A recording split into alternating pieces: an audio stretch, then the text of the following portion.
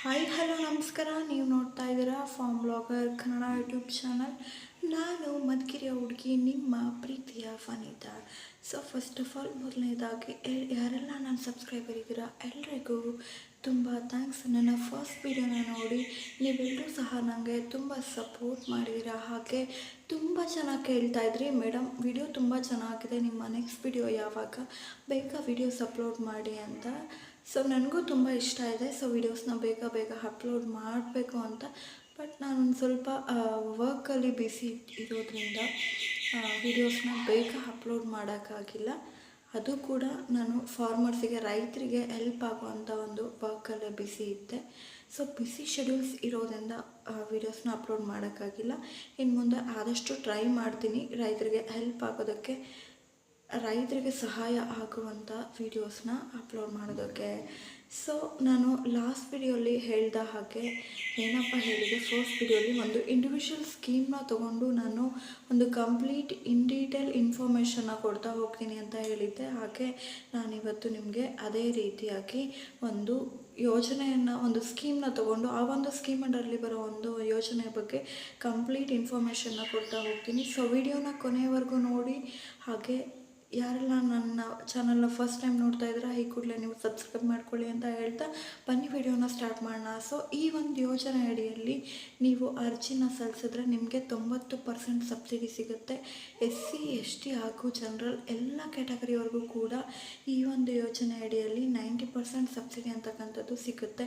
ಹಾಗಾದರೆ ಯಾವುದ ಯೋಜನೆ, ಯಾರೆಲ್ಲ ಅರ್ಜಿನ ಸಲ್ಲಿಸ್ಬೋದು, ಏನೇನು ಡಾಕ್ಯುಮೆಂಟ್ಸ್ ಬೇಕು, ಯಾರೆಲ್ಲ ಎಲಿಜಿಬಿಲಿಟಿ ಕ್ರೈಟೀರಿಯಾ ಏನು, ಯಾರೆಲ್ಲ ಅರ್ಹರಿದ್ದೀರಾ ಈ ಒಂದು ಯೋಜನೆ ಅಡಿಯಲ್ಲಿ ಅರ್ಜಿನ ಸಲ್ಲಿಸೋದಕ್ಕೆ ಅಂತ ನೋಡ್ಕೊಂಬರೋಣ ಬನ್ನಿ. ಸೊ ಮೊದಲನೇದಾಗಿ ಯಾವುದಪ್ಪ ಯೋಜನೆ ಅಂತ ನೋಡೋದಾದರೆ ಅದೇ PMKSY, ಪ್ರಧಾನಮಂತ್ರಿ ಕೃಷಿ ಸಿಂಚಾಯಿ ಯೋಜನೆ. ಈ ಒಂದು ಯೋಜನೆ ಅಡಿಯಲ್ಲಿ ಬೇರೆ ಬೇರೆ ಸಬ್ ಸ್ಕೀಮ್ಗಳು ಬರುತ್ತೆ. ಸೊ ನಾನು ಇವಾಗ ಹೇಳೋದಕ್ಕೆ ಹೊರಟಿರೋ ವಿಷಯ ಯಾವುದು ಅಂದರೆ ನಿಮಗೆ ಸ್ಪ್ರಿಂಕ್ಲರ್ ಸೆಟ್, ಸೂಕ್ಷ್ಮ ನೀರಾವರಿ ಘಟಕ ಯೋಜನೆ. ಈ ಒಂದು ಯೋಜನೆ ಬಗ್ಗೆ ಕಂಪ್ಲೀಟ್ ಇನ್ಫಾರ್ಮೇಷನ್ನ ಕೊಡ್ತಾ ಹೋಗ್ತೀನಿ. ವಿಡಿಯೋನ ಎಲ್ಲೂ ಕೂಡ ಸ್ಕಿಪ್ ಮಾಡಿದೆ ನೋಡಿ. ಸೊ ಈ ಒಂದು ಯೋಜನೆ ಅಡಿಯಲ್ಲಿ ಏನೆಲ್ಲ ಸಿಗುತ್ತೆ ಅನ್ನೋದನ್ನು ನಾವು ನೋಡೋದಾದರೆ ನಿಮಗೆ ಇಲ್ಲಿ 30 ಪೈಪ್ಗಳು ಸಿಗುತ್ತೆ, 5 ಕ್ಯಾನ್ ಸ್ಪ್ರಿಂಕ್ಲರ್ ಜೆಟ್ ಆಗಿರ್ಬೋದು. ಹಾಗೆ ಇಲ್ಲಿ T cap, end cap, T collar, end cap, knee cap, ಹಾಗೆ 5 ಜೆಟ್ಗಳು ಸಿಗುತ್ತೆ. ಸೊ ಸ್ಪ್ರಿಂಕ್ಲರ್ ಸೆಟ್ಗೆ ಏನೆಲ್ಲ ಮೆಟೀರಿಯಲ್ಸ್ ಬೇಕು, ಕಂಪ್ಲೀಟ್ ಮೆಟೀರಿಯಲ್ಸ್ಗಳು ಈ ಒಂದು ಸ್ಕೀಮ್ ಅಂಡರಲ್ಲಿ ನಿಮಗೆ ಸಿಗ್ತಾ ಹೋಗುತ್ತೆ. ಸೊ ಹಾಗಾದರೆ ಏನೆಲ್ಲ ಸಿಗುತ್ತೆ ಅನ್ನೋದನ್ನು ನೋಡಿದ್ವಿ. ಈಗ ಏನೇನು ಡಾಕ್ಯುಮೆಂಟ್ಸ್ ಬೇಕು ಇದನ್ನು ತೊಗೊಳೋದಕ್ಕೆ ಅನ್ನೋದನ್ನು ನೋಡೋದಾದರೆ ಮೊದಲು ಇಲ್ಲಿ ನಿಮಗೆ ರೈತರದೇ ಆದ ಒಂದು ಆಧಾರ್ ಕಾರ್ಡ್ ಬೇಕಾಗುತ್ತೆ. ಹಾಗೆ ನಿಮ್ಮದ ಹೆಸರು ಇರ್ತಕ್ಕಂಥ ಪಾಣಿ ಬೇಕಾಗುತ್ತೆ, ಪಾಸ್ಬುಕ್, ಚಾಪಾ ಕಾಗದ. ಹಿಂದೆ ಚಾಪಾ ಕಾಗದ 20 ರೂಪೀಸ್ ಇತ್ತು, ಈಗ ಅದು ನಿಮಗೆ 100 ರೂಪೀಸ್ ಆಗಿದೆ, 100 ರೂಪಾಯಿ ಆಗಿದೆ. ಸೊ 100 ರೂಪಾಯಿ ಚಾಪಾ ಕಾಗದನ ನೀವಿಲ್ಲಿ ಸಬ್ಮಿಟ್ ಮಾಡಬೇಕಾಗತ್ತೆ. ಹಾಗೆ ಬೆಳೆ ಮತ್ತು ಕೊಳವೆ ಭಾಗ ದೃಢೀಕರಣ ಪತ್ರವನ್ನು ಸಹ ನೀವಿಲ್ಲಿ ಸಬ್ಮಿಟ್ ಮಾಡಬೇಕಾಗತ್ತೆ. ಹಾಗೆ 2 ಪಾಸ್ಪೋರ್ಟ್ ಸೈಜ್ ಫೋಟೋ ಬೇಕಾಗತ್ತೆ, ಒಂದು ಅರ್ಜಿ ಫಾರ್ಮ್ ಬೇಕಾಗುತ್ತೆ. ಅರ್ಜಿ ಫಾರ್ಮ್ ಎಲ್ಲಿ ಸಿಗುತ್ತೆ ಅಂತ ಆದರೆ ನೀವು ನಿಮ್ಮ ಹತ್ತಿರದ ರೈತ ಸಂಪರ್ಕ ಕೇಂದ್ರ ಅಥವಾ ಕೃಷಿ ಇಲಾಖೆಗೆ ನೀವೇನಾದರೂ ಭೇಟಿ ನೀಡಿದರೆ ಅವರು ನಿಮಗೆ ಕಂಪ್ಲೀಟ್ ಮಾಹಿತಿಯನ್ನು ಕೊಟ್ಟು ಈ ಒಂದು ಅರ್ಜಿ ಫಾರ್ಮನ್ನು ಸಹ ಅವರು ನಿಮಗೆ ಕೊಡ್ತಾರೆ. ಸೊ ಅರ್ಜಿ ಫಾರ್ಮ್ ಜೊತೆಗೆ ನೀವು ಅಲ್ಲಿ ಅರ್ಜಿ ಫಾರ್ಮಲ್ಲಿ ಒಂದಷ್ಟು ಡೀಟೇಲ್ಸ್ ಇರುತ್ತೆ, ಆ ಡೀಟೇಲ್ಸ್ನ ನೀವು ಫಿಲ್ ಮಾಡಬೇಕಾಗುತ್ತೆ. ಸೊ ಅರ್ಜಿ ಫಾರ್ಮ್ ಹೇಗಿರುತ್ತೆ, ಆ ಡೀಟೇಲ್ಸ್ ಹೇಗೆ ಫಿಲ್ ಮಾಡಬೇಕು ಅಂತ ನೀವೇನಾದರೂ ಕೇಳಿದರೆ ನಾನು ನೆಕ್ಸ್ಟ್ ವಿಡಿಯೋಲಿ ಅದನ್ನು ನಿಮಗೆ ಸಬ್ಮಿಟ್ ಮಾಡ್ತೀನಿ. ಅದನ್ನು ನಿಮಗೆ ಇನ್ ಡೀಟೇಲಾಗಿ ಹೇಳ್ತಾ ಹೋಗ್ತೀನಿ ಏನೆಲ್ಲ ಸಬ್ಮಿಟ್ ಮಾಡಬೇಕು ಅಂತ. ಸೊ ಹಾಗೆ ಅರ್ಜಿ ಫಾರ್ಮ್ ಜೊತೆಗೆ ಆಧಾರ್, ಪಾಣಿ, ಪಾಸ್ಬುಕ್, 2 ನಿಮ್ಮದಾದ ಪಾಸ್ಪೋರ್ಟ್ ಸೈಜ್ ಫೋಟೋ, ಚಾಪಾ ಕಾಗದ, ಬೆಳೆ ಮತ್ತು ಕೊಳವೆ ಬಾವಿ ದೃಢೀಕರಣ ಪತ್ರ, ನೀವೇನಾದರೂ ಇಷ್ಟು ಡಾಕ್ಯುಮೆಂಟ್ಸ್ನ ಎನ್ಕ್ಲೋಸ್ ಮಾಡಿ ಸಬ್ಮಿಟ್ ಮಾಡಿದ್ರೆ ಅದಕ್ಕೆ ನಿಮ್ಮ ಅರ್ಜಿ ಪ್ರೊಸೆಸ್ ಅನ್ನೋದು ಕಂಪ್ಲೀಟ್ ಆಗುತ್ತೆ. ಸೊ ಈ ಒಂದು ಅರ್ಜಿ ಪ್ರೊಸೆಸ್ನ ನೀವು ಈಸಿಯಾಗಿ ನೀವು ಅರ್ಜಿನ ಹಾಕ್ಬೋದಾಗಿದೆ. ಇದು ಥ್ರೂ ನಿಮಗೆ ಆನ್ಲೈನ್ ಮತ್ತು ಆಫ್ಲೈನ್ ಎರಡರಲ್ಲೂ ಸಹ ಸಿಗುತ್ತೆ. ಸೊ ಆನ್ಲೈನಲ್ಲಿ ಅಷ್ಟು ಗೊತ್ತಾಗಲ್ಲ ರೈತರಿಗೆ ಅಂತಂದರೆ ಈಸಿ ಮೆಥಡ್ ಅಂದರೆ ನೀವು ಕೃಷಿ ಇಲಾಖೆ ಅಥವಾ ರೈತ ಸಂಪರ್ಕ ಕೇಂದ್ರಕ್ಕೆ ನೀವೇನಾದರೂ ಭೇಟಿ ನೀಡಿದರೆ ಇದನ್ನು ಈಸಿಯಾಗಿ ಸಬ್ಮಿಟ್ ಮಾಡ್ಬೋದು ಅಂತ ಹೇಳ್ತೀನಿ. ಹಾಗೆ ಈಗ ಏನೇನು ಡಾಕ್ಯುಮೆಂಟ್ಸ್ ಬೇಕು ಅನ್ನೋದನ್ನು ನೋಡಿದ್ವಿ, ಸ್ಪ್ರಿಂಕ್ಲರ್ ಸೆಟ್ ಏನೆಲ್ಲ ಸಿಗುತ್ತೆ ಅನ್ನೋದನ್ನು ನೋಡಿದ್ವಿ. ಈಗ ಯಾರೆಲ್ಲ ಅರ್ಜಿನ ಸಲ್ಲಿಸ್ಬೋದು ಅಂತ ನೋಡೋದಾದರೆ ಇಲ್ಲಿ ನಿಮಗೆ SC ST ಮತ್ತು ಜನರಲ್ ಎಲ್ಲ ಕ್ಯಾಟಗರಿಗಳು ಕೂಡ ಈ ಒಂದು ಯೋಜನೆ ಅಡಿಯಲ್ಲಿ ಅರ್ಜಿನ ಸಲ್ಲಿಸ್ಬೋದು. ಸೊ ಹಾಗೆ ಎಲ್ರಿಗೂ ಸಹ ಇಲ್ಲಿ 90% ಸಬ್ಸಿಡಿ ಅಂತಕ್ಕಂಥದ್ದು ಸಿಗುತ್ತೆ.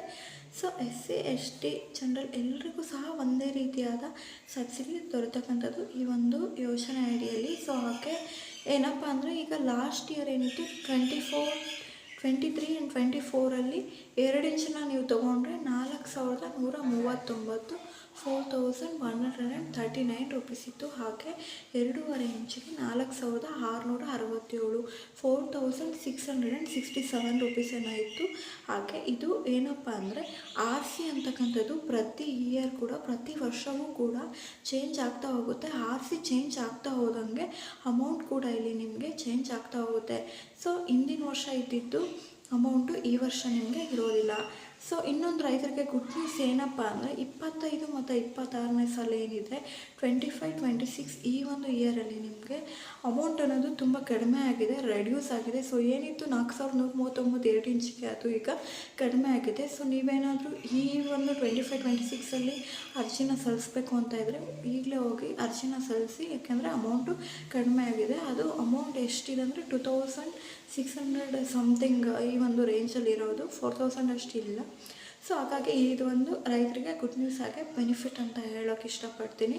ಹಾಗೆ ಇನ್ನೊಂದು ಏನಪ್ಪ ಅಂದರೆ ಸೊ ನಿಮಗೆ 2 ಇಂಚು ಮತ್ತು ತುಂಬ ಜನ ರೈತರು ಕನ್ಫ್ಯೂಷನಲ್ಲಿ ಇರ್ತಾರೆ, 2 ಇಂಚ್ ತೊಗೊಳ್ಳೋದಾ 2.5 ಇಂಚ್ ತೊಗೊಳ್ಳೋದಾ ಅಂತ. ಸೊ ನಾನು ನಿಮಗೆ ಸಜೆಸ್ಟ್ ಮಾಡೋದೇನೆಂದರೆ ನೀರು ಒಂದು ಮಿನಿಮಮ್ ಫೋರ್ಸಲ್ಲಿ ಬರ್ತಿದೆ ಅಂದರೆ ನಿಮಗೆ ಇಲ್ಲಿ ಏನು ನೀವು 2 ಇಂಚ್ ಸಾಕಾಗತ್ತೆ. ಸೊ ತುಂಬ ಫೋರ್ಸಾಗಿ ಬರ್ತಿದೆ ನೀರು ಅಂದರೆ ನಿಮಗೆ 2.5 ಇಂಚನ್ನ ನೀವು ತೊಗೋಬೋದಾಗಿದೆ. ಯಾಕೆ ನಮ್ಮ ಕಡೆ ಎಲ್ಲ 2 ಇಂಚ್ಗೆ ತುಂಬ ಜನ ರೈತರು 2 ಇಂಚನ್ನೇ ಜಾಸ್ತಿ ಪ್ರಿಫರ್ ಮಾಡ್ತಾರೆ. ಸೊ ನೋಡ್ಕೊಳ್ಳಿ ನಿಮಗೆ ಯಾವ ಥರ ಬೇಕು, 2 ಇಂಚ್ ಬೇಕಾ 2.5 ಇಂಚ್ ಬೇಕಾ ಅನ್ನೋದನ್ನ ನೋಡಿಕೊಂಡು ನೀವು ತೊಗೊಳ್ಳಿ ಅಂತ ಹೇಳ್ತೀನಿ. ಹಾಗೆ ಇನ್ನೊಂದು ಏನಪ್ಪ ಅಂದರೆ ಈಗ ಏನೆಲ್ಲ ಡಾಕ್ಯುಮೆಂಟ್ಸ್ ಬೇಕು ಎಲ್ಲದನ್ನು ಸಹ ನಾವಿಲ್ಲಿ ನೋಡ್ಕೊಬಂದ್ವಿ. ಈಗ ಯಾರೆಲ್ಲ ಎಲಿಜಿಬಲ್ ಇದ್ದೀರಾ ಅಂತ ನೋಡೋದಾದರೆ SC ST ಮತ್ತು ಜನರಲ್ ಎಲ್ಲ ಕ್ಯಾಟಗರಿಯವರು ಕೂಡ ಇಲ್ಲಿ ಅರ್ಜಿಯನ್ನು ಸಲ್ಲಿಸ್ಬೋದಾಗಿದೆ. ಹಾಗೆ ಇನ್ನೊಂದು ಮೇನ್ ಇಂಪಾರ್ಟೆಂಟ್ ಥಿಂಗ್ ಏನಂದರೆ ಇಲ್ಲಿ ನೀವು ನೆನಪಲ್ಲಿ ಇಡಬೇಕಾಗಿರೋದು, ಈ ಹಿಂದೆ ಈ ಒಂದು ಯೋಜನೆ ಅಡಿಯಲ್ಲಿ ನೀವು ಅರ್ಜಿಯನ್ನು ಸಲ್ಲಿಸಿರಬಾರ್ದು. ಅಂದರೆ 7 ವರ್ಷದ ಕ್ಯಾಲ್ಕುಲೇಷನನ್ನು ಮಾಡೋದಾದರೆ 7 ವರ್ಷದಿಂದ ನೀವು ಈ ಒಂದು ಯೋಜನೆ ಅಡಿಯಲ್ಲಿ ಸದುಪಯೋಗವನ್ನು ಪಡ್ಕೊಂಡಿರಬಾರ್ದು. ಸೊ ಆಗ ಮಾತ್ರ ನೀವು ಈ ಒಂದು ಯೋಜನೆ ಅಡಿಯಲ್ಲಿ ಅರ್ಜಿಯನ್ನು ಸಲ್ಲಿಸ್ಬೋದಾಗಿರುತ್ತೆ. ಅಂದರೆ ಈ 7 ಇಯರ್ ಕ್ಯಾಲ್ಕುಲೇಷನ್ ಏನಿದೆ ಅಲ್ಲಿಂದ ಇಲ್ಲಿವರೆಗೂ ನೀವು ತೊಗೊಂಡಿರಬಾರ್ದು ಈ ಒಂದು ಸ್ಪ್ರಿಂಕ್ಲರ್ ಸೆಟ್ಟನ್ನು, ಆಗ ನೀವು ಅರ್ಜಿಯನ್ನು ಸಲ್ಲಿಸ್ಬೋದಾಗಿರುತ್ತೆ. ಹಾಗೆ ನೀವು ಕರ್ನಾಟಕದ ಕಾಯಂ ನಿವಾಸಿ ಆಗಿರಲೇಬೇಕು.